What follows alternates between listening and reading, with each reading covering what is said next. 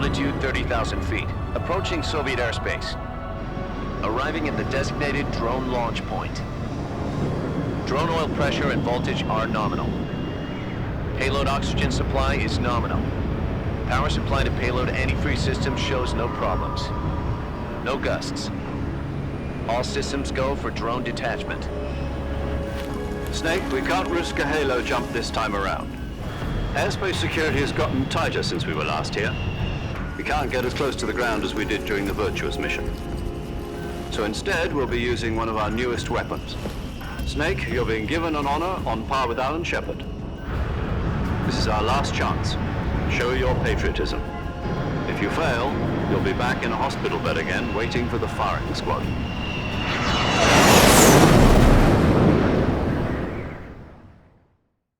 So how does it feel to be a patient in one of the most advanced ICUs in the world?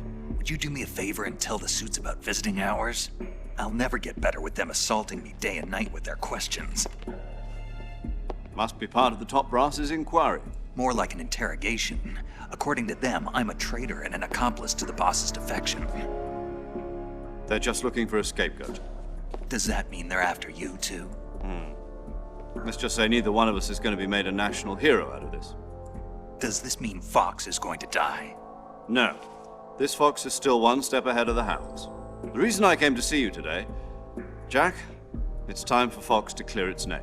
What are you talking about? The situation has changed. We've still got a chance to come out of this one alive. Yeah, what kind of chance? Don't get too excited. Here, have a cigar. It's Cuban.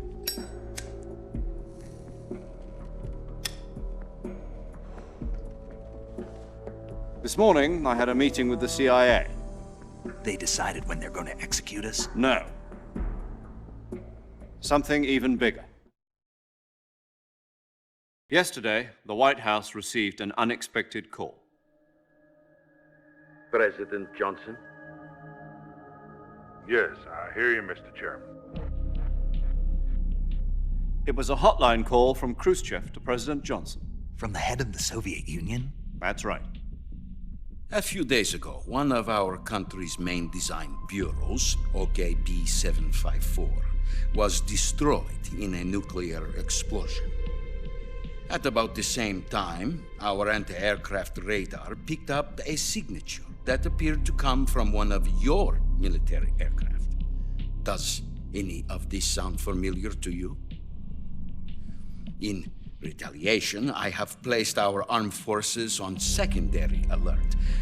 Depending on your response, I may be left with no choice but to order the military to maximum alert and unleash Armageddon. With the help of your predecessor, I was able to survive the Cuban incident. But my power is not as great as it once was. If I am to survive this crisis, I must have your full cooperation. I should have contacted you myself. Did you know that one of our soldiers defected to your country a week ago? No. So you haven't heard then.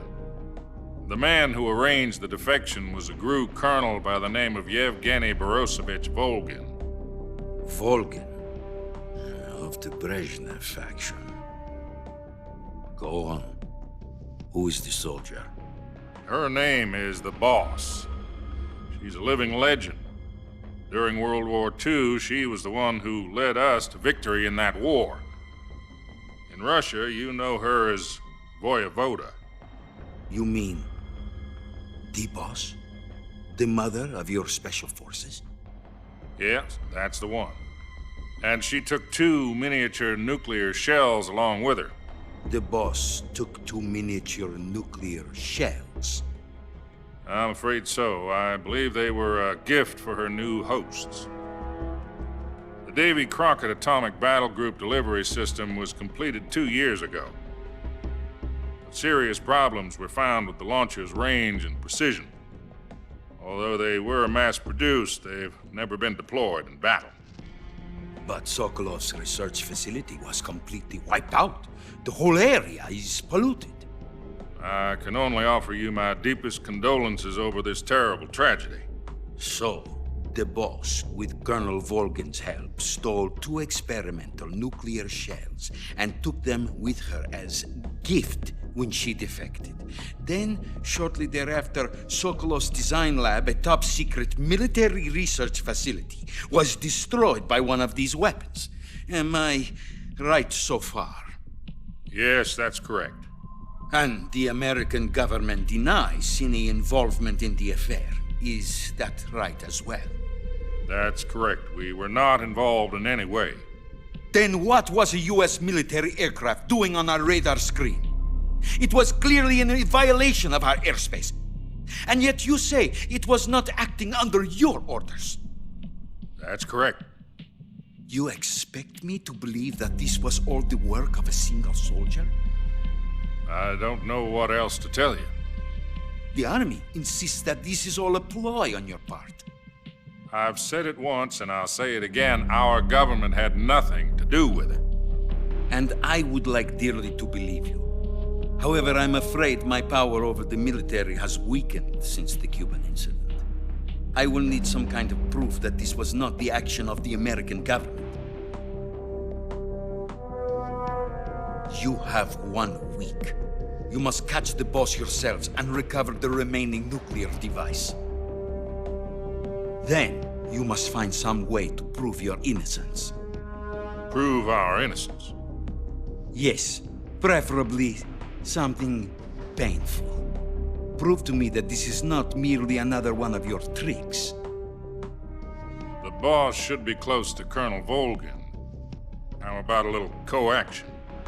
I would not expect too much if I were you. The political situation here is unstable.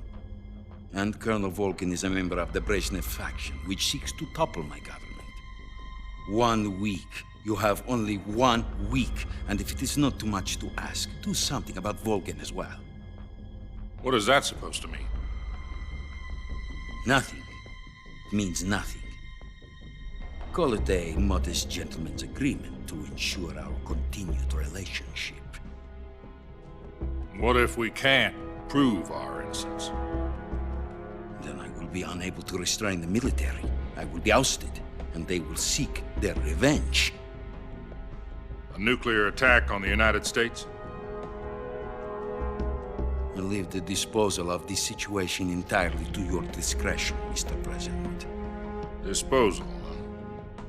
If you fail, it will mean the beginning of a new world war. To put it simply, in order to avoid a full-scale nuclear conflict, we have to prove that America was not involved in that explosion. And eliminating the boss ourselves will prove America's innocence?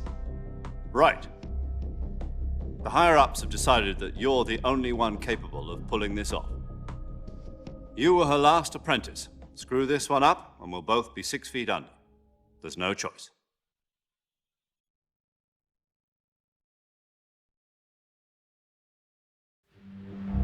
Are the Russians going to be helping us? The KGB has promised to lend us one of their communications satellites so that you and I can talk to each other. That's it? They've also put us in touch with a couple of insiders. Insiders? There was a defection in September 1960. Do you remember it? You mean the 2 NSA codebreakers who went over to the Soviet Union? Precisely. Since then, they've apparently been training with the KGB for exactly this kind of situation.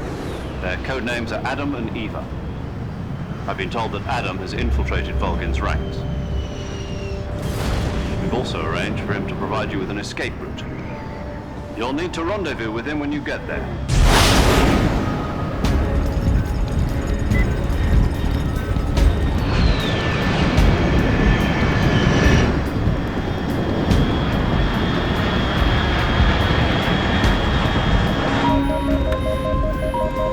Control, unidentified aircraft detected. Altitude 30,000 feet.